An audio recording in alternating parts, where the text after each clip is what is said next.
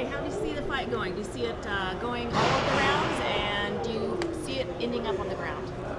I think it's safe to say between the two grapplers that might end up on the ground. As far as the distance, the length of the fight, who knows? I just see my hand being raised at the end. The main event on Saturday obviously is what people are talking about, but people might have not realized. Do you feel like you're in the shadow? Because the matchup between you and Ben Henderson is definitely a potential fight of the year. Do you feel that you guys can put in the shade a little bit with the two main guys? No, that's a good question. No, I don't feel overshadowed by the main event. Those are two of the biggest stars in the sport right now, and two of the heaviest hitters. You know what I mean? You get Cain Velasquez, and a great wrestler turned striker, and Junior Dos Santos, jiu-jitsu and great striking and good takedown defense. So we're going to see an explosive main event, and just don't forget about the co-main event. You're going to see some lightning bolts. It's going to be awesome. Also, you beat Pettis. Pettis beat Ben Henderson. Fighters make fights. Does that influence you at all? Does that give you more confidence? Oh, that was almost a year ago. They fought in December. It's November already. Wow, it has been quite some time now. So I don't really pay attention to that. That happens in the wrestling sport, sport of wrestling all the time. I'm just focused on, taking down Ben Henderson, Saturday night and getting legitimizing me as a number one contender. Thank you, guys. Karen, hello. Hi, Clay. I know we spoke yesterday too, but I want to know a little bit more about your thoughts on the lightweight division. This is obviously considered something of a title eliminator, but how do you see that weight class in terms of the others in the UFC and the excitement level you guys can bring in the depth of that? I truthfully believe that the UFC lightweight division is the deepest, most technical, most athleticism. I think there's the most talented, outside of the welterweight division. I think outside of Frankie Edgar, Crane Maynard, Kenny Florian, it sounds like he might be coming back up to lightweight again. Donald Cerrone, one of my teammates. Melvin Gallagher, one of my teammates, just had a tough loss to Joe Lazan. The list goes on. I feel bad if I forget anybody. It's Jim Miller, Ben Henderson, Anthony Pettis, all these great guys. So there's, Saturday night. There's more than just me and Ben out there. I'm just gonna, like I said, I'm gonna legitimize me being the number one contender after a big win over Ben Henderson. We saw Donald Cerrone just a couple weeks ago, and the guy's on Twitter. He's just winning. He says he'll switch weight classes. He says he'll fight anybody, teammates included. How do you feel about that for yourself?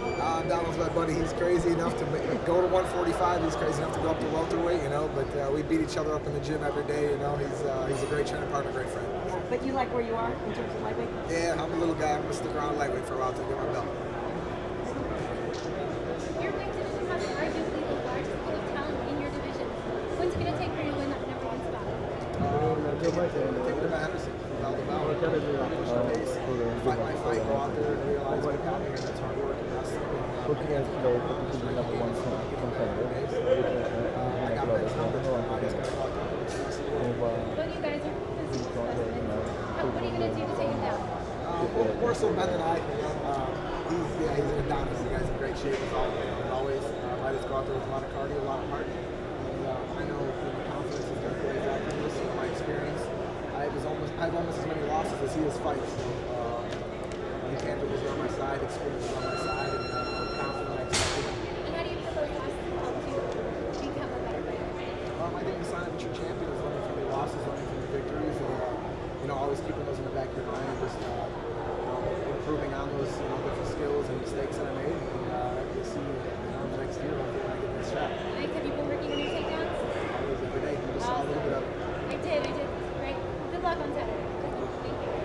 So Clay, you have been doing this for such a long time. Are you superstitious? Do you have routines that you like to do in the locker room leading out, anything like that? A burp occasionally. You guys got a pre-workout burp, pre-fight burp.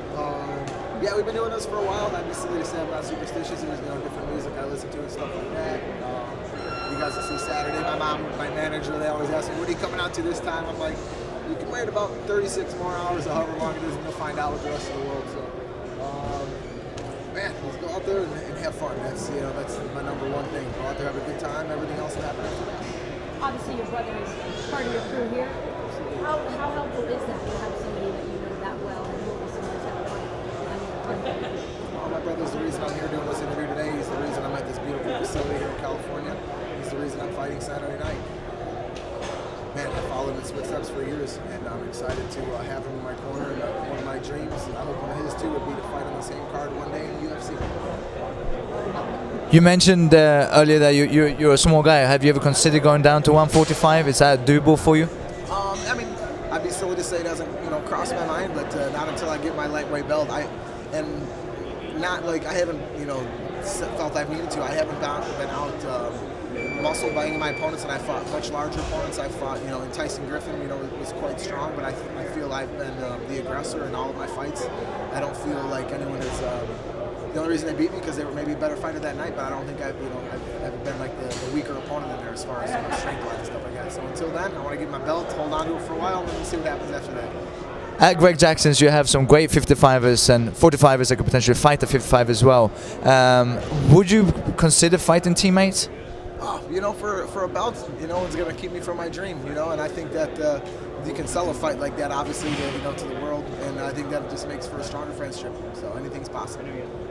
Thank you. You say that you lose, or that you learn more from a loss than a win. And I'm just curious, in the past, in fights that didn't go your way, do you, looking back, realize things you did in the camp that maybe weren't right, or just something that wasn't right leading up to those fights?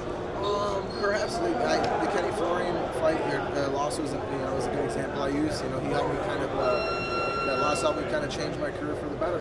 I went out there and tried to strike with a striker. I made a mistake, and I paid dearly for it. I came out there and surprised him with a couple of things at the beginning, the first 2 minutes, and then I stood in front of him like a robot and got picked apart. So, I think about that every day. It motivates me to train and just to improve on the basics, on the fundamentals, what got me here, wrestling, jiu-jitsu, boxing, things like that. And that's going to escalate me to my time. How does it feel to be on the first UFC for Fox event? Wow, this is a huge event. This is historic. It's an honor to be co-main event. It'll be broadcasted, like you guys know, on Facebook, Fox.com, Fox Deportes. So that in itself is it's an honor. It's kind of funny, I said this yesterday in a couple interviews. How my UFC career has come full circle in 5 years. 5 years ago, October 14, 2006, I was on the undercard fighting to get on, the main broadcast or whatever on the pay-per-view, and 5 years later, biggest fight of my life, I'm on the undercard fighting to get on the live broadcast. So all things are relative, and I think things happen for a reason. Does that give you a little bit more pressure? I don't. Pressure is what you make of it. I put myself in a situation that I'm always out there. I'll do myself, and I'll do my last competition, things like that. So I don't feel any added pressure from the media, from the fans. You guys are always supportive, and I'm going to go out there and do my best for you. Thank you.